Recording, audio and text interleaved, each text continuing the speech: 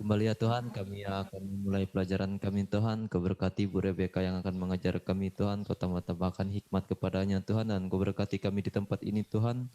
Kau sertai kami akan memulai pelajaran ini Tuhan. Hanya di dalam nama Tuhan Yesus kami berdoa dan mengucap syukur. Haleluya. Amin. Amin. Tuhan.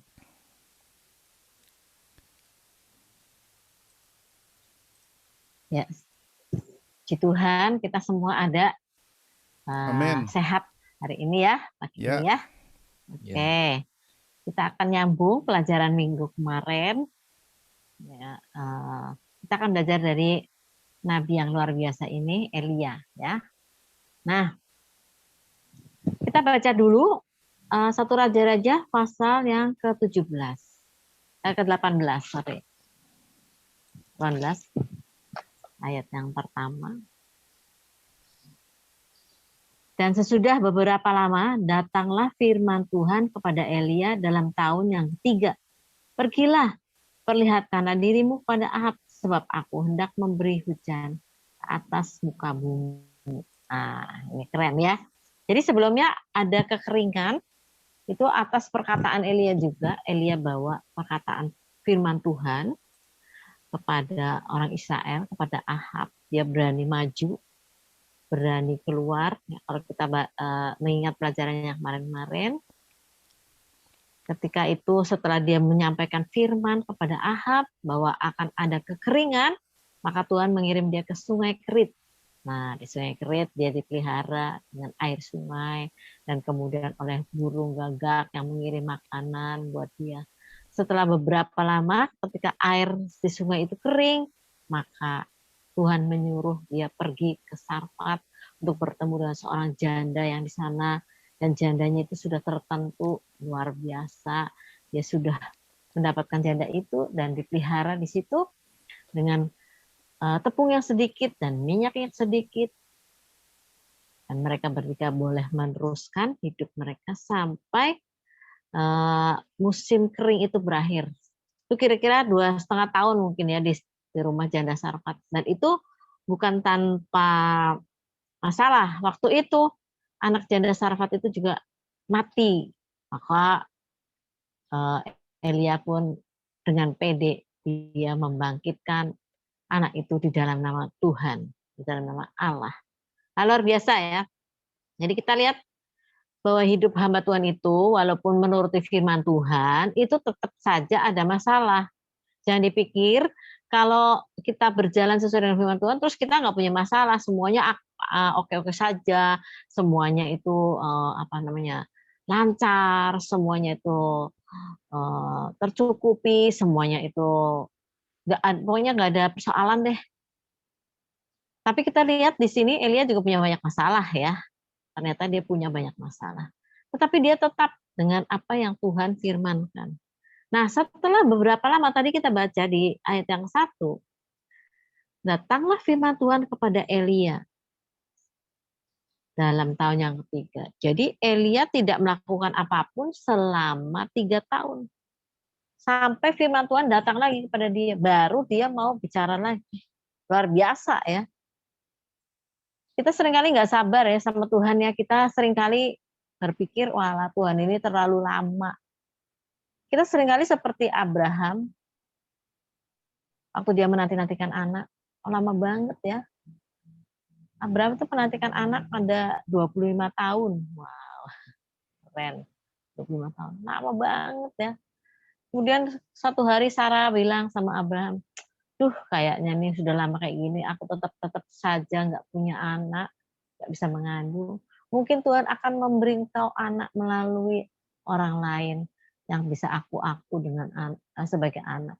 Ini loh ada Hagar, orang Mesir, hambaku. Ayo beristri, nanti anaknya Hagar kan jadi anakku juga karena dia hambaku. Maka Abraham menghampiri Hagar dan Ismail lahir. Itu waktu Abraham berumur 84, dia punya anak namanya Ismail. Padahal dia harus nunggu sekian tahun lagi sampai waktu umur 100 baru dia punya Ishak ya. Itu salah sekali. Karena dia punya Ismail, jadi rusuh sampai sekarang. Nah, itu kenapa? Karena dia nggak sabar, dia nggak nunggu firman Tuhan berikutnya. Kita seringkali orangnya nggak sabaran. Saya termasuk orang yang nggak sabaran, bener. Anaknya Linda itu si Abdiel itu seringkali ngatain saya, "Oma nih nggak sabaran." Saya kalau nyuruh orang, orangnya nggak cepet kerjain, terus saya berangkat sendiri. Capek saya nungguin orang lama-lama gitu ya. Saya juga nggak senang kalau saya mesti nunggu orang, mending saya yang menjemput dia. Nah, saya pernah, di Jakarta itu waktu saya masih pacaran ya, saya cerita pacaran nih, kalian tahulah pacaran. Waktu itu, calon suami yang sekarang jadi suami saya ya, yang sudah nggak ada itu, dia, kerjanya di Samarinda dan dia baru datang, dia masuk ke hotel mana nggak tahu, dan saya tinggalnya waktu itu sama tante saya di Jakarta Selatan, di Lebak Bulus. Nah, Pak David tahu tuh Lebak Bulus ya, dulu dia juga di Jakarta Selatan. Nah, saya tinggal di Lebak Bulus, kemudian saya telepon, zaman dulu belum ada HP ya, telepon, oke, telepon rumah. "Nih apa, eee, nanti kita ketemu di Blok M aja," saya bilang, "di Gramedia." Nah, oke, toko buku Gramedia kan besar di Blok M, "Nanti kita ketemu di toko Gramedia." Maka, saya nunggu di sana di jam yang tepat itu saya tunggu sejam belum datang, 2 jam belum datang. Aduh, saya udah mulai marah, walaupun saya suka baca buku, saya marah banget. Terus saya telepon ke rumah, ke sana kan dulu kan pakai koin ya, saya telepon ke rumah, ke, Lebak Bulus ke tante saya tanya, "Tante, Oan telepon apa enggak di situ?" "Oh iya, dia telepon, katanya sudah nunggu dari tadi kok, nggak ketemu." "Loh, dia nunggunya di mana ya?" Aku bilang, "Aku sudah nunggu di Gramedia." Nah, kemudian udah seperti itu, aduh mudah-mudahan dia telepon lagi, bilang aja deh daripada di Gramedia suruh aja dia bingung apa gimana sih, pokoknya toko buku di Gramedia itu ada cuman 1 di Blok M. Coba tanya lagi, dia nunggu di mana tolong. Nah bener, calon suami saya itu, ya telepon lagi sama tante dikasih tahu. Nah pada akhirnya setelah 2,5 jam saya di Gramedia, muncullah dia. Walaupun saya udah nggak ketemu sama dia setahun, muka saya asem, marah sekali saya, karena saya harus nunggu sekian lama. Kemudian itu Pak Lukas itu ya, ngomong, "Lah saya tuh benar-benar salah," katanya. Saya nunggu begitu saya turun dari bus," katanya, "saya masuk ke toko buku, saya pikir tuh Gramedia, nggak taunya di situ ada tulisannya sih, di sini menjual buku-buku terbitan Gramedia," gitu. Aduh, kesel sekali itu ya. Saya udah marah sekali, saya marah saya bilang saya udah lapar segala macam, saya masih ingat saya waktu itu ke Texas. Makan kami tapi mukanya masih asem, walaupun nggak ketemu sama dia setahun saya masih asem, jengkel sekali. Saya suruh nunggu paling nggak senang kalau suruh nunggu. Nah, kita orangnya nggak sabaran ya. Saya seperti itu, orangnya nggak sabaran, kesel ya. Nah, tapi kalau soal firman Tuhan kita harus nunggu benar-benar, sebetulnya dia tuh mau ngomong apa gitu, sampai tiba waktunya. Kita harus belajar dari Elia, sampai dia mendengar firman Tuhan, baru dia pergi lagi ya. Tuhan bilang apa sih? "Pergilah, perlihatkan dirimu pada Ahab." Sebelumnya sih dia tenang-tenang aja di situ. Nah, kita melihat di sini ya. Lihat, setelah Tuhan menyuruh apa yang dibuat oleh Elia, ayat 2, lalu pergilah Elia memperlihatkan dirinya kepada Ahab. Wah, dia nggak tanya gini, "Tuhan, nanti saya dibunuh nggak nih? Soalnya saya kan udah lama nggak ketemu dia. Dia pasti bilang sama saya enggak nih." Dia nggak tanya gitu si Elia, pokoknya Tuhan nyuruh ya udah, pede saja sebab Tuhan yang nyuruh berangkat dia. Nah, adapun kelaparan itu berat di Samaria, ayat 3 sekarang ya. Sebab itu Ahab telah memanggil Obadya yang menjadi kepala di sana. Obadya itu seorang yang sungguh-sungguh takut akan Tuhan. Karena pada waktu Isabel melenyapkan nabi-nabi Tuhan, Obadya mengambil 100 orang nabi, lalu menyembunyikan mereka 50 kelompok dalam gua dan mengurus makanan dan minuman mereka. Nah, Ahab ini orang luar biasa ya. seorang pegawai istana, kepala istana yang luar biasa, dia nggak peduli uangnya nanti keluarnya berapa. Menyembunyikan 100 orang itu dalam gua, mengurus makan dan minum mereka tuh repot nggak ya? Kalau ada Pak Yonatan di situ mau saya tanyain, itu ngurus orang yang paling 10 di situ repot nggak ya? Di asrama ya? Saya masih ingat dulu Tante Oli itu juga ampun itu ya di STT Betel dulu ya, saya suka lihat ya, ampun ngurut-ngurut dada, ngurus anak-anak di asrama sekian ratus. Nggak tahu saya berapa waktu itu, saya nggak survei ya berapa. Wah itu benar-benar. Kalau itu baru ngurus begitu doang nggak ngasih makan, lah ini ngasih makan ya, kalau sehari kita makan berapa sih, berapa ribu, kalau di situ jatahnya berapa? Sehari makan mungkin anggap aja 1 piring 10.000 ya, yang murah ya. Gini aja deh, 25.000 sehari ya. Maka untuk 100 orang 25.000 sehari itu 2,5 juta, benar nggak? 2,5 juta untuk 1 hari loh.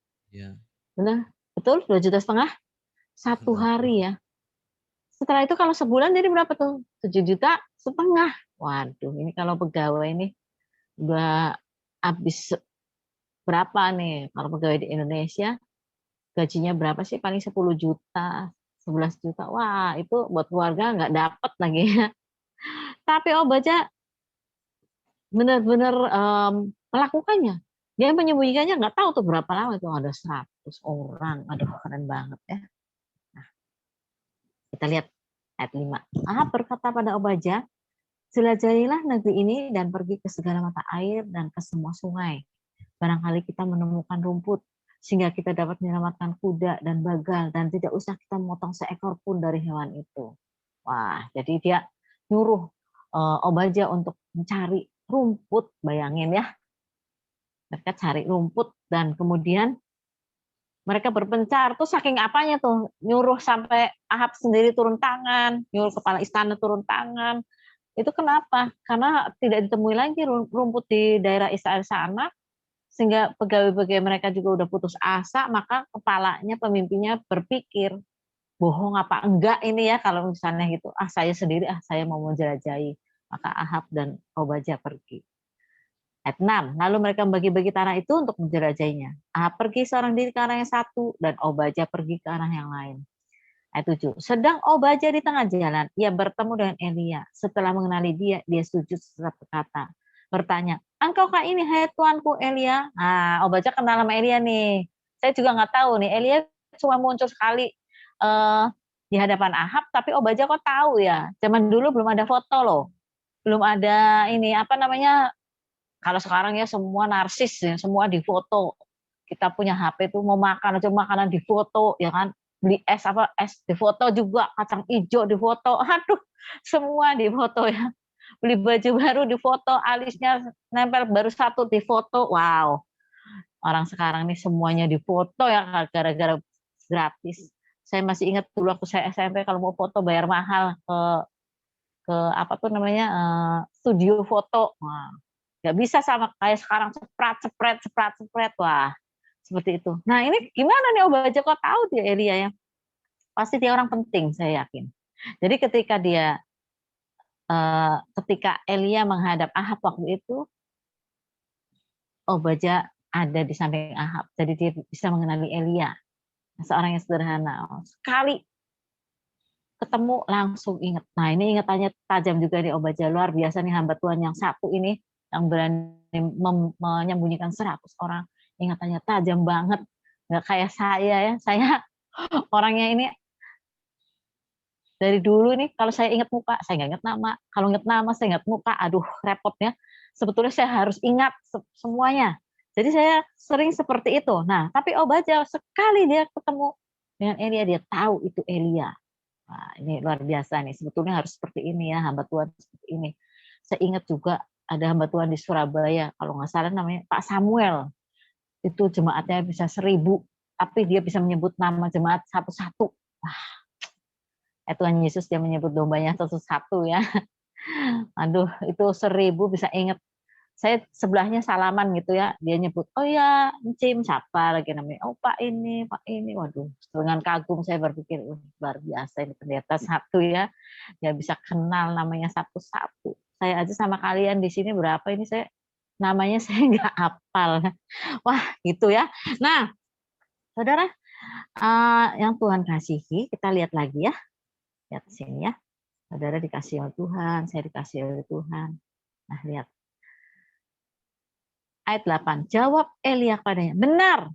Oh, langsung Elia, "Iya benar. Kamu kok kenal sama aku ya?" Nah, bahasanya yang di sini nih ya, "Benar. Hebat kamu ya. Pergi, katakanlah kepada Tuhanmu, Elia ada." Nah, tapi jawab Obadya, "Aduh Tuhan Elia, apakah dosa yang telah kuperbuat, maka engkau hendak menyerahkan hambamu ini kepada Ahab supaya aku dibunuhnya? Gimana coba? Demi Tuhan Allahmu yang hidup, sesungguhnya tidak ada bangsa atau kerajaan yang tidak didatangi suruhan Tuanku Ahab untuk mencari engkau. Dan apabila orang berkata ia tidak ada, maka ia menyuruh kerajaan atau bangsa itu bersumpah bahwa engkau tidak ditemukan di sana." Wah, Obadya bilang, selama ini Ahab nyari-nyari Tuhan loh, mau kemana-mana tapi tidak ketemu, nggak pernah ketemu. Kerajaan apapun didatangin tapi nggak pernah ketemu dengan Elia. Nggak pernah Elia ditemukan. Padahal dia ada di Sungai Kerit. Padahal dia ada di Sarfat. Padahal dia ada di rumah seorang janda yang sederhana. Padahal dia benar-benar ada di Sungai Kerit. Wow. Tapi nggak ketemu. Kalau Tuhan yang menyembunyikan kita, nggak ketemu orang lain tuh. Iya, Biarpun kita amin. ada di pinggir kali, Benar. biar kita cuma ada kelihatannya ada jalan-jalan di kota kecil, kita nggak pernah ketemu sama orang-orang. Kalau memang Tuhan yang ngumpetin kita, yang menyembunyikan kita itu keren sekali Tuhan itu ya. Jadi nggak usah takut akan hidup ini, Tuhan ada bersama dengan kita. Jadi waktu itu Ahab mencari dan dia tidak pernah menemukan yang namanya Elia.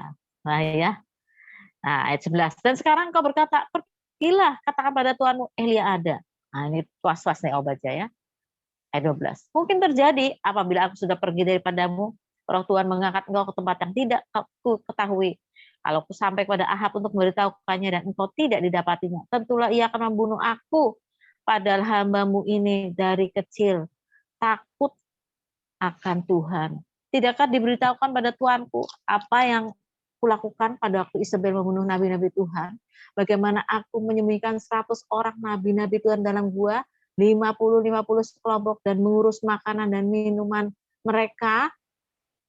Dan sekarang mengapa engkau ini berkata, "Pergilah, katakan pada Tuanmu Elia ada, ia pasti akan membunuh aku." Wah, Obadya ini udah ketakutan duluan. Dia tahu Tuhan yang menyembunyikan Elia. Kalau nanti dia bilang Elia ada di situ, ternyata sama Tuhan dipindah lagi. Waduh, kalau Ahab sampai ke situ, ternyata Elia tidak ada di situ, pasti Ahab akan membunuh dia. Terus Obadya langsung bilang, "Tuhan, kasihanlah sama aku, jangan sampai aku dibunuh sama Ahab. Tuhan tahu nggak, aku itu menyembunyikan 100 hamba Tuhan. Waktu Isabel membunuh hamba Tuhan, aku menyembunyikan mereka 100 sampai sekarang mereka sehat walafiat ibaratnya. Karena aku yang menyediakan makanan minum mereka, mereka terpelihara. Karena aku yang membuat mereka hidup sampai sekarang ini dengan kekuatan Tuhan.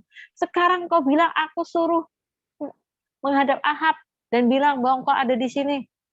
Nanti gimana dong? Bapak Elia gimana dong ini? Kalau Tuhan nanti menyembuhkan Bapak lagi, menghilang Bapaknya, waduh, repot saya. Jadi Obadya itu udah mendahului cerita dipindah oleh Tuhan ya. Dipindahkan oleh Tuhan. Dia tahu bahwa yang menyembunyikan Elia itu adalah Tuhan dan Tuhan sanggup membuat Elia menghilang. Kita tahu ya, ada Filipus, kalau kita baca di Kisah Para Rasul, waktu dia berbicara kepada Sida-Sida, setelah dia khotbah, setelah dia membaptis Sida-Sida, maka dia dipindah oleh Roh Tuhan ke suatu tempat. Itu sudah nggak usah pakai naik kereta, nggak usah jalan kaki, tapi tiba-tiba ada di tempat itu. Keren banget Tuhan itu ya. Saya berpikir sangat keren. Dari zaman Adik-adik perjanjian tahu lama tempatnya sampai di mana itu? Tempatnya ya, di mana itu? tempatnya Anunya ceritanya. yang Filipus itu ya. Itu di Kisah Para Ya, Rasul ya. Itu nanti kalian bisa cari sendiri di Kisah Para Rasul, kita lihat Atau dia Oh. sida-sida kalau nggak salah Kisah Rasul berapa 8 atau berapa ya. Itu Mhm. setelah dia cerita kepada sida-sida, sudah baptis segala, langsung nggak ada ba atau bu lagi, dipindah oleh Tuhan ke tempat lain, ke kota lain. Keren banget ya. Mungkin kita bisa mengalami hal itu ya, bukan tidak mustahil, bisa saja ya. Barangkali nanti kalau kalian ada di hutan misalnya ya, menginjil di sana, Tuhan perlu memindahkan, mungkin pada suatu ketika dipindah ke tempat yang lain karena ada orang lain yang butuh. Itu keren ya. Nah, kita lihat di sini lagi Ya, ya, itu betul di tadi di Kisah Para ya, Rasul ya 8. betul ya. Tolong adik-adik catat ya. Kisah Para Rasul 8 bisa dibaca tadi dari mana ceritanya tadi. Takutnya nggak ngerti. Iya takutnya ngerti ya Kisah Rasul. Nanti lihat ya Kisah Rasul para pasal 8. Jangan dibilang bohong ini. Ini Kisah Para Rasul itu kan perjanjian baru ya. Nah, kita orang perjanjian baru loh. Siapa tahu nanti kita dapat mujizat seperti itu. Karena dibutuhkan oleh Tuhan di tempat yang lain, maka Ia sanggup memindahkan kita. Oke, sekarang tadi Obaja melakukan ini ya, dia Obaja bicara, aduh Bapak Elia gimana dong, saya nih sudah dibunuh loh sama Ahab nih. Kalau nanti Bapak tiba-tiba hilang bagaimana nih, kalau roh Tuhan memindahkan Bapak ke tempat yang lain, karena sudah 3,5 tahun ini, kami mencari-cari Bapak nggak ketemu. Negara apapun juga kami datangin nggak ada Bapak di situ. Mau sudut mana juga, dusun mana di Israel ini nggak ada Bapak di situ. Barangkali mereka juga pernah ke Kerit ya, Sungai Kerit, tapi mereka tidak mendapati Elia di situ karena memang disembunyikan oleh Tuhan. Keren ya.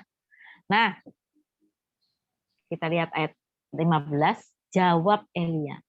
Demi Tuhan semesta alam yang hidup yang kulayani, sesungguhnya hari ini juga aku akan memperlihatkan diri kepadanya. Maka Elia berjanji pada Obaja, enggak, aku enggak akan menghilang. Karena Tuhan sudah menyuruh aku, firman-Nya sudah aku dengar. Demi Tuhan yang hidup, yang aku layani, sesungguhnya hari ini aku akan memperlihatkan diri kepadanya. Ya, demi Tuhan yang hidup, Tuhan yang luar biasa, demi Tuhan yang hidup. Ini termasuk kayak sumpah ya. Kita diajarin oleh Yesus nggak boleh sumpah. Kalau iya katakan iya, kalau tidak katakan tidak. Selebihnya berasal dari si jahat. Karena kalau sumpah itu perlu paling dikit saksi 2 ya. Seperti itu. Dan ini Elia kita melihat demi Tuhan semesta alam yang hidup. Tuhan itu 3, jadi cukup. Saksinya 3. Bapa, Anak, dan Roh Kudus. Keren ya Elia nih ya. Nah, terus kita lihat ya ayat 16. Lalu pergilah Obaja menemui Ahab dan memberitahukan hal itu kepadanya. Kemudian Ahab pergi menemui Elia. Nah, ini yang pergi itu Ahab. Ahab menemui Elia, bukan Elia yang menemui Ahab. Nah, ini raja ini. Raja yang menemui Elia, hamba Tuhan ini. Bukan Elia yang menghadap.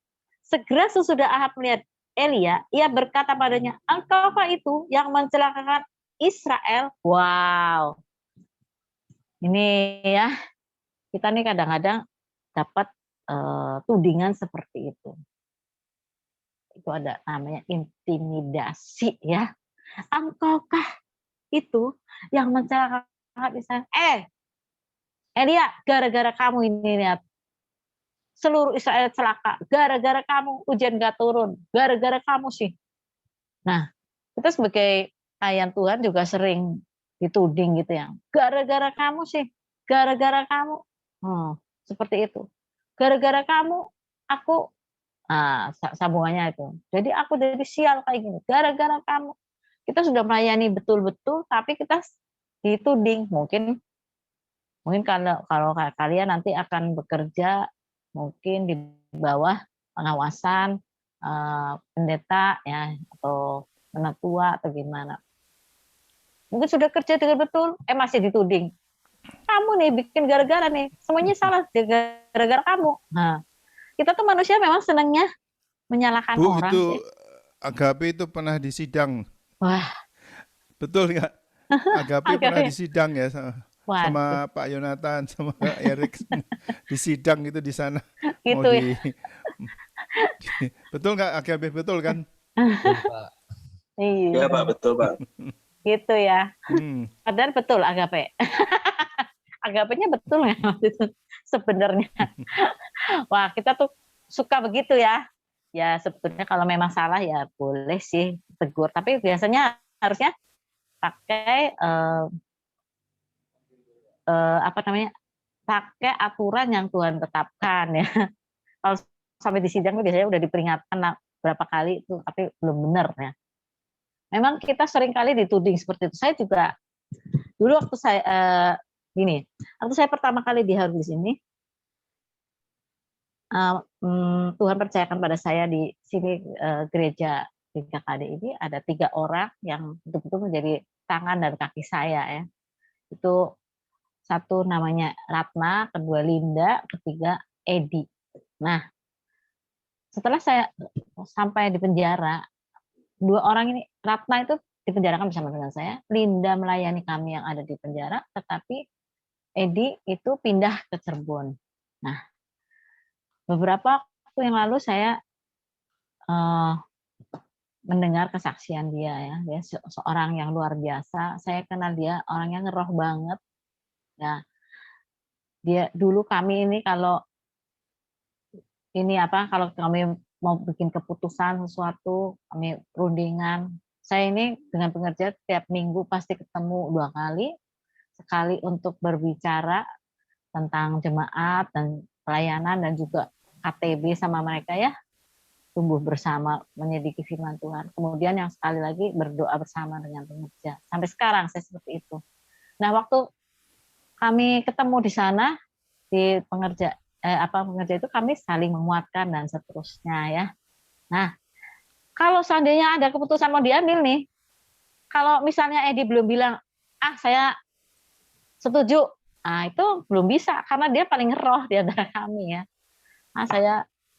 Kalau dia bilang saya belum tek istilahnya, ya udah batal nanti dulu karena dia paling ngeroh ya, dia peka sekali dengan Roh Kudus.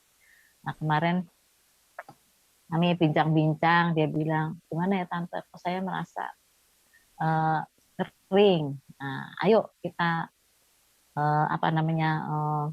berdoa lagi untuk kering yang itu. Kemudian dia cerita bahwa dia tersinggung dengan perkataan gembalanya, karena dia tidak Cirebon, karena dia sudah melakukan hal yang baik, tetapi ditegur di depan orang banyak dan itu mempermalukan dia, lupa batin dia. Saya bilang, ya seperti itulah kalau dalam melayanan ya, bisa seperti itu, belum melakukan yang baik tetapi masih dituding yang salah. Ya kamu tinggal mengampuni. Memang kita kalau mengampuni itu ya nggak segampang ngomongan kayak gini ya, saya mengampuni kamu, udah. Itu pasti perihnya di sini nih berapa lama lah. Kita seringkali perlu waktu ya, beberapa hari, beberapa bulan, berapa apa. Saya bilang, kamu kan ngeroh, kamu kan tahu. Nah, sebetulnya sih kalau mau menegur karena kamu berbuat sesuatu, saya kayak khotbahnya kelamaan, kayak waktu kemarin tuh. Ya, kalau saya sih, saya tegur langsung, kayak saya sama Indra, udah kamu khotbahnya kayak gini, salah loh, ini, kurang ini. Terus kamu tadi ngomongnya kayak gini, harusnya kayak gini. Saya langsung tegur, bukannya di depan pengerja, sebetulnya seperti itu. Nah, tapi kita memang sering dituding. Kita sudah betul saja sering dituding. Kita masih siap. Yang siap hati juga, ya terserah gimana caranya, pokoknya siap hati. Wong, kita melakukan hal yang benar saja masih dimarahin, apalagi melakukan hal yang salah. Nah, itu pasti dimarahin juga ya, kena tudingan. Kita dibilang gimana, Itu sudah hamba Tuhan, pelayan Tuhan, itu harus siap dengan segala tudingan. Nah, kurang-kurangnya tudingan ke saya itu apa coba? Kalau saya pikir-pikir, kalau pemenjaraan saya itu, semua orang nuding saya, termasuk hamba-hamba Tuhan ya. Itu pendeta-pendeta itu nggak ada loh. Waktu saya pertama di sidang-sidang segala, nggak ada yang berani nilik sama saya, termasuk yang di Indramayu, mereka malah nuding gara-gara si Rebeka sih. Jadinya kayak gini nih, jadinya heboh. Gara-gara sih, kenapa sih? Nah, ngurusin anak-anak itu dan seterusnya apa segala. Salah sih, mereka nyala-nyalain. Salah sih, dibawa ke Taman Mini sih, dikristenkan sih. Siapa yang mengkristenkan orang di Taman Mini? Emang saya bisa mengkristenkan anak-anak itu kecil-kecil di Taman Mini, ngapain juga saya mengkristenkan anak-anak kecil di Taman Mini, repot-repot saya culik dari orang tuanya. Dan orang Kristen tuh nuding saya banyak-banyak. Malah ada pendeta yang di Horgulis ini malahan nuding saya di penjara. Sudah sayanya di penjara tuh masih dituding lagi. Itu Rebecca itu, Ibu Rebecca itu di penjara Sakau. Waduh, di penjara narkoba. Kurang-kurangnya dia juga di penjara, dia hamil. Masa udahlah, hebat lah di penjara, hamil segala macam. Wah, umur saya waktu di penjara itu 47. 47 ya, iya 47 ya, tahun 2005. Wow, itu keren sekali. Dan saya dituding-tuding Apa itu ini. penjara Sakau itu apa? Sakau itu teler gara-gara ngobat. Oh, Ngobat kata saya. Kata mereka tuh saya ngobat di penjara tuh karena depresi, jadi saya ngobat. Itu pendeta itu. Dia tahu juga enggak, Nirik juga enggak, kok bisa tahu saya sakau? Kapan dia tahu saya sakau juga? Waduh, itu. Jadi dituding-tuding, udah di penjara masih dituding, boro-boro ditolongin, dihibur gitu. Nah, setelah itu mereka mulai ada perhatian itu setelah Open Doors menulis cerita saya tentang kami ini di sana ya, di bukunya mereka, dan banyak surat datang ke penjara. Terus kemudian banyak beberapa kali dikunjungi juga oleh orang-orang bule. Nah, mereka para orang Indonesia ini, orang Indramayu lah ya, langsung rada-rada terbuka. Nah, itu pun nggak ada yang berani nirikin saya, cuman mereka nggak terlalu amatis ya, gitu. Tadinya nuding-nuding terus sama saya, wow, gitu. Jadi buat mereka itu bukan satu istimewa di penjara tuh. Wah, apa malahan itu karena kesalahan saya jadinya di penjara gitu loh. Syukurin gitu ya. Nah, itu mungkin dialami oleh saudara semua juga. Nah, saya juga cukup tertekan kalau dengar mereka ya. Sampai sekarang, saya kemarin pergi ke Sangsengan, Sangseng yang mau ngubur orang, saya ketemu sama pendeta di Pemanukan, pendeta GKI. Dia bilang, kita kan wawasannya itu wawasan apa namanya tuh, pokoknya harus baik lah sama semua orang gitu loh ya. Saya punya teman-teman misalnya di pemerintahan, di anu. Saya lihat dia bilang, itu baru kenal di situ. Saya juga baru tahu tuh ada pendeta GKI di Pemanukan, dia bilang gini, kalau ibu sih dulu memang salah sih dari akar rumputnya sih. Gimana sih Pak maksudnya? Ya karena ibu kan waktu itu mengkristenkan anak-anak di taman ini. Nah itu kan hebat sekali ya. Masih aja salah ya. Aduh, saya tuh harus memperbaikinya satu-satu karena beritanya yang tidak enak itu lebih lebih populer daripada berita yang sesungguhnya ya. Jadi saya mesti ceritain sama dia. Bu Rebecca, Ya, itu gimana? kalau memang untuk aliran-aliran itu mereka itu tidak harus menginjil. Yang harus Ya, menginjil itu adalah kita orang-orang, kebanyakan dari orang karismatik. karismatik. Tapi kalau mereka itu ya kalau kalau memang nggak akan selamat, ya sudah nggak selamat mereka. Jadi mereka itu Iya tidak sekali. dianjurkan untuk menginjil. Jadi menurut pandangan mereka, Ibu Rebecca menginjil itu, memberitahu kepada anak-anak Salah. itu salah, memang betul salah gitu. Salah. Jadi ya, Salah ya benar. Jadi emang dia bilang, saya nih katanya dia, kata pendeta nih, saya waktu mendirikan gereja itu malah saya nggak ngurus suratnya, katanya saya diberi sama orangnya itu surat untuk mendirikan gereja, orangnya itu pemerintahan yang datang ke saya untuk mendirikan gereja itu surat-suratnya diurus sama mereka. Saya bilang keren ya Pak ya, karena saya punya wawasan kebangsaan, dia bilang. Wah. Saya bilang saya juga punya wawasan kebangsaan, tapi kebangsaan ini harus datang kepada Kristus, benar kan? Seperti itu ya. Tapi betul-betul saya mendengar cerita dia, saya berpikir tuh kan sampai sekarang nih saya udah keluar penjara ini udah 14 tahun ya. 2007, udah 14 tahun di luar, itu beritanya masih kayak gitu, sama. Saya mengkristenkan anak-anak di Taman Mini, salah saya menculik anak-anak, bawa mereka ke Taman Mini, ngapain kata saya tuh. Masih dituding, salah sih itu kayak gitu sih, pantesan di penjara, syukurin kalau istilahnya ya. Jadi pengalaman saya ini mudah-mudahan membuat kalian nanti ya kalau menghadapi tantangan yang kayak gitu, ingat ya, belum sampai penjara loh. Jadi santai aja lah. Kata firman Tuhan, belum sampai mencucurkan darah. Jadi nggak usah pusing deh ya. Seperti itu ya. Nah, kita balik lagi ke Elia ya tadi ya.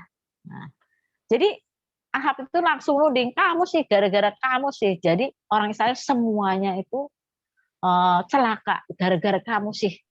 Karena memang perkataan Elia yang bilang. Lah, tapi perkataan ini itu kan dari Tuhan kan, firman Tuhan kan mengatakan hal yang benar tetapi tetap dituding. Tapi Elia bukan hamba Tuhan yang bodoh ya.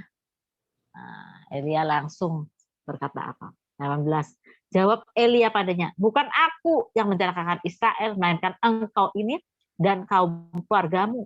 Sebab kamu telah meninggalkan perintah-perintah Tuhan dan engkau ini telah mengikuti para Baal. Wah, kata Elia, enak aja loh.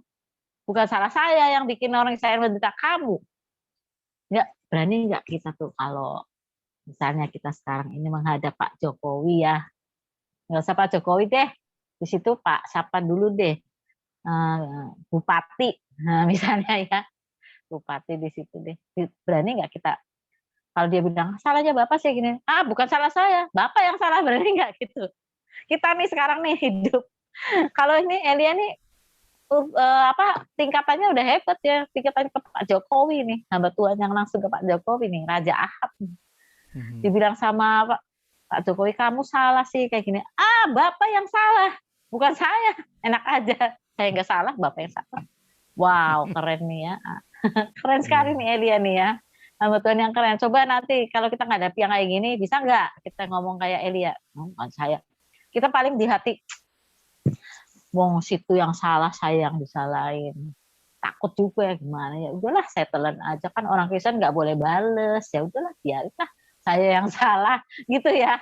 Mungkin kita punya hati kayak gitu, padahal bukan terima, jengkel. Sebetulnya pengen ngomong sih, kamu yang salah, saya yang disalahin, tapi nggak berani gitu loh. Nah, lihat Elia ini, dia bilang Bapak yang salah kok. Ya, jadi Ahab ini dia mengintimidasi Elia. Kita tahu, coba kita baca di tadi mana tuh? Yesaya ya. Yesaya berapa tadi? Yesaya 5 ayat 20. 5 ayat 20 ya, coba dibacain. Yesaya 5 ayat 20. Coba. Ada yang bisa membacakan? Silakan adik-adik.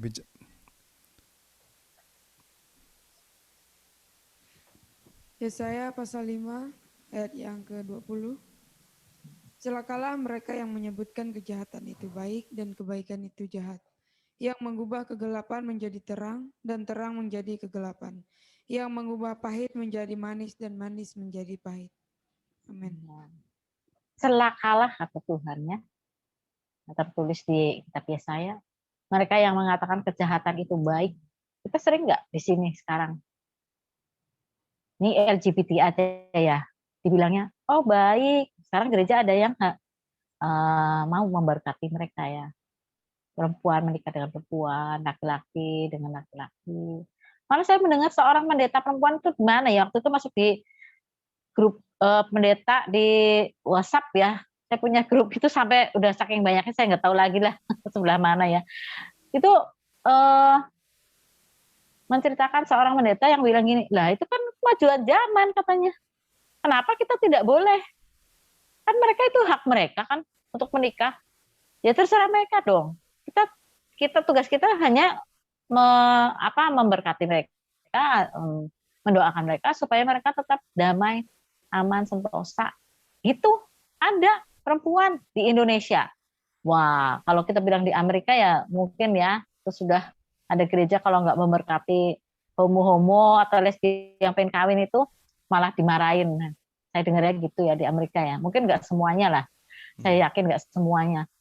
Tapi di Indonesia ada juga yang seperti itu. Nah, kita nih was-was juga nih ya. Waduh, ini ada beberapa gereja yang seperti itu, yang punya pendapat seperti itu. Gak apa-apa kok, katanya baik-baik aja.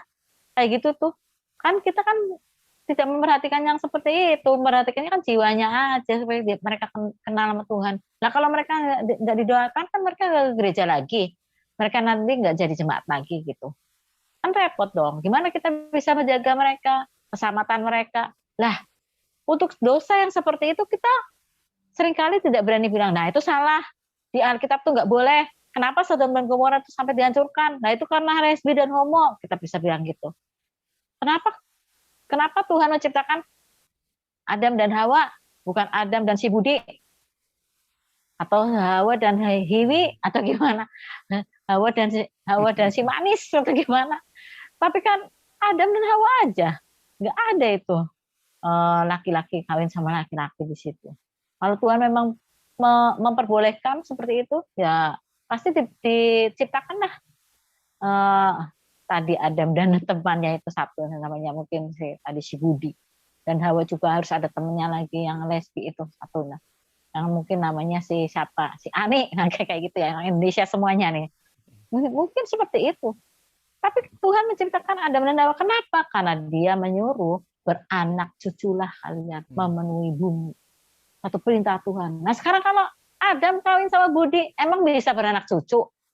Kalau si, ya kan, karena mungkin kan, misalnya si Hawa itu kawin tadi sama si Ani, lah ya itu juga nggak bisa beranak cucu, nggak mungkin kan. Jadi sudah jelas Tuhan tidak setuju sama homo dan lesbi. Tapi gereja berani bilang, aduh itu mah nggak apa-apa, itu kemajuan zaman. Kita harus tahu dong, melek dong. Yang jahat dibilang baik, yang baik dibilang jahat. Kalau ada gereja bilang, wah itu salah. Wah kamu ini nggak mengikuti perkembangan zaman. Ini zaman robot. Zaman udah maju kayak gini, kamu mah kuno. Udah kamu jangan ikut-ikut.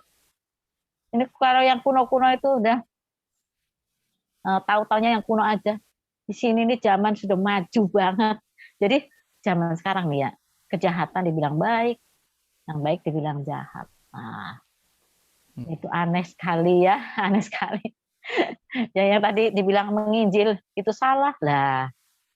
Gimana kok bisanya menginjil itu salah? Karena firman Tuhan sudah jelas di Matius 28 ayat 19 dan 20. Pergilah, jadikan sekalian bangsa muridku. Disuruh pergi lagi. Kita nggak pergi-pergi. Yang di Kalimantan aja ya. Yang di kampung aja saya misalnya. Disuruh pergi, padahal pergi. Jadikan sekalian bangsa muridku. Wah, bangsa apa aja harus jadi murid Tuhan Yesus. Dan ajarlah mereka untuk melakukan apa yang aku perintahkan padamu. Oh, kita boro-boro suruh kayak gitu. Nah, ngapain nginjil kayak gitu mah. Orang kalau sudah mau selamat aja. Ya kan memang ajaran gitu ya. Pasti Tuhan yang menjangkau mereka nanti kalau mau selamat aja. Yang sudah ditetapkan untuk selamat ya selamat. Yang sudah ditetapkan untuk mati, untuk binasa ya binasa. Loh, kalau begitu itu robot juga dong semuanya. Ini yang selamat robot yang cakep-cakep udah dibikin ya. Yang kamu nanti selamat ya sampai akhirnya masuk surga nih. Yang satunya robot yang ini nggak bagus, yang ini ya udahlah kamu di dunia aja senengnya, habis ini kamu mati binasa. Nah itu robot lagi dong. Nah jadi kita tahu ini zaman edan, zaman sekarang ya. Nah sekarang kita bahas, kok Elia berani banget ya ngata-ngatain Ahab itu ya. Kok Elia tahu, kok berani dia bilang, kok Ahab bilang, kamu yang bikin orang Israel itu celaka. Elia langsung bilang, lah bukan saya, kamu yang salah. Gara-gara kamu menyembah Baal, orang Israel itu semuanya pada merana. Dihukum semuanya, tidak dapat air. Kan kamu. Kenapa dia berani gitu? Saya yakin Elia itu sudah melihat, sudah mengetahui apa-apa yang kira-kira akan terjadi. Walaupun dia berani menghadap ke Ahab, Ahab yang tunduk sama dia, bukan dia yang tunduk kepada Ahab.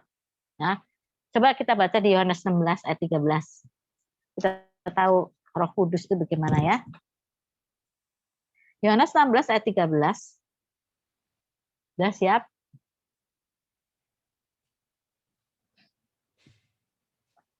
Saya akan baca ya, saya pelan-pelan ya, saya bacakan.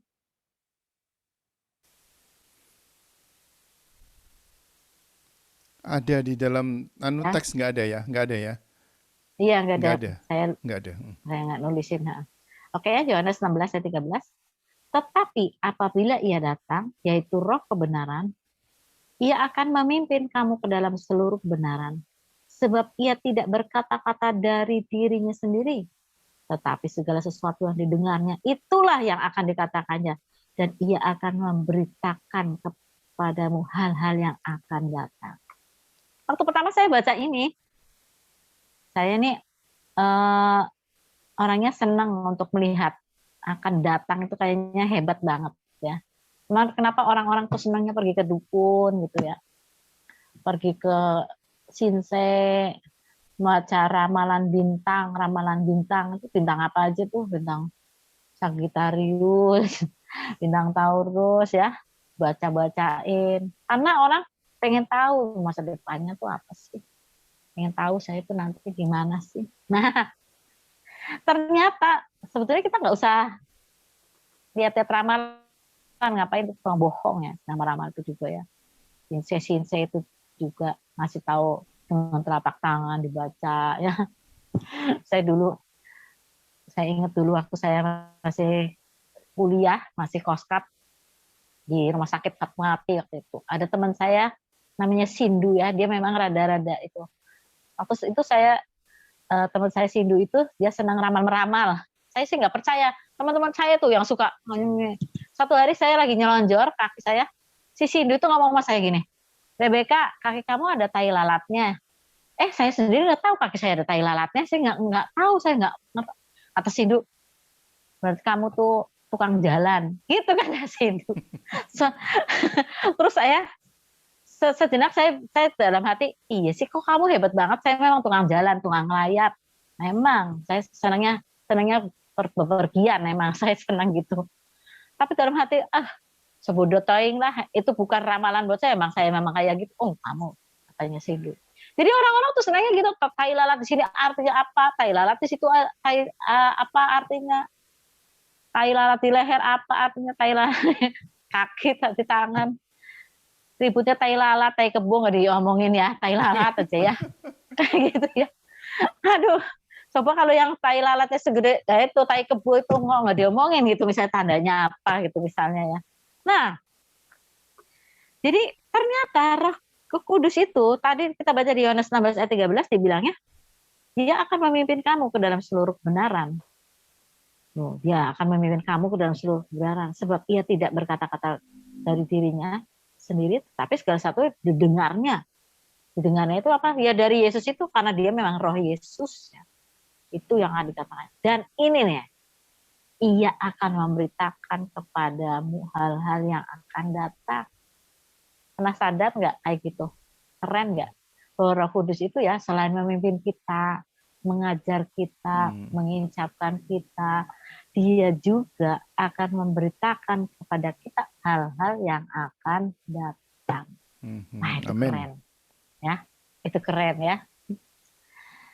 Nah, Linda itu sering dipakai Tuhan melalui mimpi. Nah, itu saya buktikan berkali-kali bahwa dalam mimpi itu apa yang akan terjadi di jemaat nih, atau terjadi saya misalnya mau apa atau di jemaat itu diberitahukan dulu oleh Tuhan sebelum itu terjadi. Keren, jadi kami bisa siap-siap. Ajaib itu Tuhan, luar biasa ya. Nah itu luar biasa, sebelum itu terjadi diberitahukan. Nah saya udah berkali-kali ngomong ya, tapi saya cerita lagi. Sebelum saya dipenjarakan, itu Roh Kudus sudah memberitahu pada saya melalui penglihatan bahwa saya nanti akan dipenjarakan. Saya lihat penjaranya, saya lihat penjaganya. Itu 3 hari sebelum penjaranya. Itu keren sekali. Keren sekali itu. Seperti itulah. Dan setelah itu Ratna itu dia karunianya marifat ya. Di penjara waktu itu kemarin saya ke Indramayu, saya lihat di Polres, saya ingat kandangnya saya waktu itu ya, 2 meter kali 2 meter kandang itu, yang nggak ada lampunya itu. Di situ Ratna bilang, Tante, Tuhan bilang sama saya bahwa pemenjaraan akan lama. Wah, saya berpikir paling sebulan gitu, jangan lama-lama, pasien saya kasihan, gimana coba ya. Sebulan, ngapain sih saya di penjara itu? Nggak punya salah apa-apa kok. Paling nunggu sidang udah selesai sebulan. Kata Ratna, lama. Nah, jadi sudah dipersiapkan. Itu misalnya itu contoh kecil ya. ia akan beritakan padamu hal-hal yang akan datang. Wow, keren. Jadi menurut saya Elia yang waktu itu dipenuhi Roh Kudus, saya yakin dipenuhi Roh Kudus. Dia tahu di waktu yang akan datang itu ada sesuatu yang akan diselesaikan Tuhan melalui dia supaya bangsa Israel bisa kembali kepada Tuhan. Makanya dia berani. Masa bodoh. Berani sekali saya bawa firman kok, masa bodoh lah. Jadi, setelah itu kita lihat ya ayat 19. Sebab itu suruhlah mengumpulkan seluruh Israel ke Gunung Karmel, juga nabi-nabi Baal yang 450 orang itu, dan nabi-nabi Asyera yang 400 itu, yang mendapat makanan dari meja istana Ismael. 20. Ahab mengirim orang ke seluruh Israel dan mengumpulkan nabi-nabi itu ke Gunung Karmel. Hamba Tuhan Elia yang bajunya pakai bulu onta, yang sederhana, yang nggak tahu bawanya apa, bisa nyuruh raja. Keren nggak? Raja disuruh sama ini, hamba Tuhan ini yang bajunya sederhana ini tadi. Tahu nggak kamu punya otoritas luar biasa, bisa bahkan menyuruh rajanya nurut lagi, disuruh tuh nurut, rajanya nggak ngamuk lagi, nggak ngomong gini, lah kamu kok bisanya nyuruh saya ini apanya kamu kok bisanya saya disuruh-suruh sama kamu, ngomong-ngomongin, kalau kamu mau kumpulin aja sendiri. Sebenarnya kan gitu. Ya orang punya kedudukan raja lagi. Tapi dia yakin aja. Ayo suruh kamu kumpulin deh. Semua itu nabi-nabi 450, nabi Asyara 400, tahu lagi. Elia, nabi Baalnya ada 450, nabi Asyaranya ada 400. Kumpulin di Gunung Karmel. Nurut si Ahab itu. Ingat ya, kamu jangan terlalu takut dalam hidup ini. Hal-hal aneh akan bisa terjadi dalam hidup kita karena kita punya Tuhan. Kita punya firman Tuhan. Kita punya firman Tuhan. Ingat ya, di hati kamu ada Tuhan. Ada Roh Kudus yang memberi kekuatan pada kita semua. Orang-orang yang percaya kepada Tuhan. Yang saat ini sudah siap. Yang saat ini sudah punya hati untuk melayani Tuhan. Firman itu ada di sini. Dan itu berkuasa. Berkuasa banget ya, jangan takut akan hidup ini ya.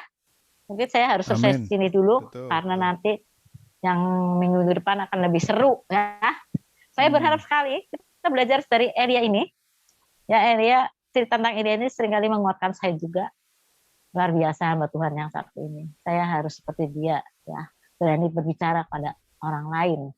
Berani bicara justru ketika itu harus dibutuhkan ya harus bicara. Nah, seperti itu ya. Jadi jangan takut akan hidup ini. Tuhan menyertai kita sekalian. Amin. Amin. Tadi Ibu Rebecca ngomong mengenai sudah melakukan sesuatu yang baik tapi dikritik oleh orang banyak kan. Iya. Nah, ini sekarang ini kita lihat ini yang belakangan ini ada penyembuh jalanan nih. Pendeta Andi Simon itu dikritik sama hamba-hamba Tuhan loh, betul-betul sama hamba-hamba Tuhan yang terkenal, tokoh-tokoh itu mengkritik dia habis-habisan gitu, mempersalahkan juga. Jadi ya seperti ini kenyataan. Jadi kalau adik-adik nanti melakukan sesuatu yang baik itu tapi dikritik dan dicemoohkan ya siap-siap saja ya. Memang siap-siap. Iya benar itu. Dan hamba Tuhan besar itu memang senangnya begitu ya kan. Ngomongnya tuh sendirinya nggak berani, sendirinya nggak bisa. Jadi ketika orang berani dan bisa, jadi ada kritikan ya kan. Biasa seperti itu ya. Biasa ya. Kita ingat Paulus yang juga ya. Iya. Saya juga ketawa tuh Paulus yang itu sebenarnya kan tujuannya kan bener dia tuh. Cuman emang ngomongnya jos kayak gitu. Saya nabi ke-26. Orang nabi tuh ngomongnya juga kasar. Nah ini Elia juga kasar kan. Coba kita tadi kan dibilang kamu yang mencerahkan orang Indonesia. Enak aja kalau mau ngomong bahasa Indonesia. Enak aja kamu. Bukan saya yang mencerahkan. Kamu tahu. Berani dia ya. Berani. Namanya juga nabi ya. Sesuai karunia dan talenta kita melayani Tuhan. Tapi saya melihat ini sekarang belakangan ini ada banyak orang-orang yang murtad, orang-orang Ya. murtadin itu semua seperti yang difirmankan Tuhan kan, bahwa Injil akan diberitakan kepada seluruh dunia Iya. sebelum kejadian sebelum aku datang gitu. Jadi Iya. ada pertobatan yang luar biasa itu. Sekarang jutaan orang-orang dari seberang itu semua bertobat untuk menerima kasih Yesus Kristus. Iya. Luar Luar biasa biasa. itu. Itu. Jadi Iya, kita ini itu luar sekarang biasa. betul-betul hidup di dalam akhir zaman dan kita harus melakukan. Adik-adik belajar dengan baik ya. Hari ini pengajarannya cukup seru dan mengajar kita. Coba pelajari lagi, baca kembali ayat-ayat tadi, ceritanya kemana arahnya tadi. Jadi rekaman ini didengarkan kembali. Kira-kira Anda mengerti nggak gitu? Jadi apa yang dikatakan oleh Bu Rebecca itu masuk akal nggak gitu? Oke, Benar. Ya. yuk kita akan Ya. tutup pembahasan hari ini. Kita akan